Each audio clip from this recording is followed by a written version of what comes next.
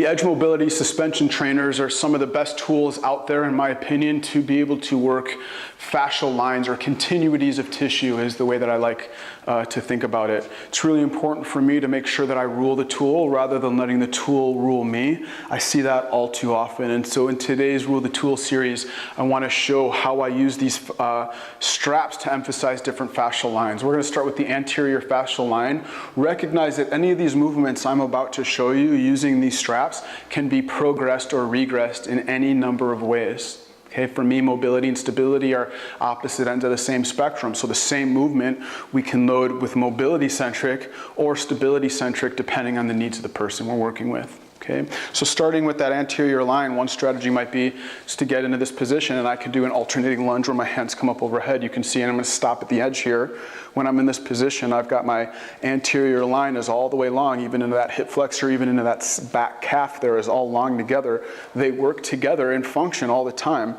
Okay, so I can make the correlation between my tight calf and the inability to get into dorsiflexion and having a tight hip flexor as well. They sort of can go together a lot of times. Certainly a tight hip flexor, you're not going to get dorsiflexion, sometimes the other way. So that's the anterior. I can go posterior. Again, any number of ways. I can be right in this position. I can go ahead and squat down and I'm lengthening out that posterior. I can create, I can add a little dynamic motion right here as I do an alternating step back. In this position right here, both my shoulder blades are forward or protracted. As I stand up, I'm driving through that heel, I'm squeezing my shoulder blades together so we can start to synergize some of these movements here. Okay, so we've talked about the anterior and posterior, and again, these can be progressed or regressed in a million ways. I could have added jumping to that.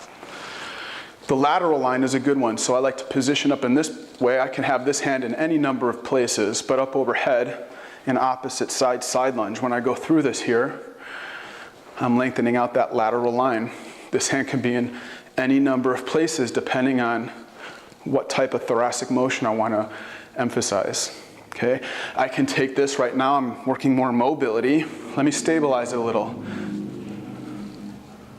Or I can add a little bit of a step here and step up where I have to balance a little. So we can start to think about creating mobility or stability through these lateral lines. We've got the anterior X, probably one of my go-tos when I like to use suspension straps. I'm going to get into this position right here. Let me tighten this up.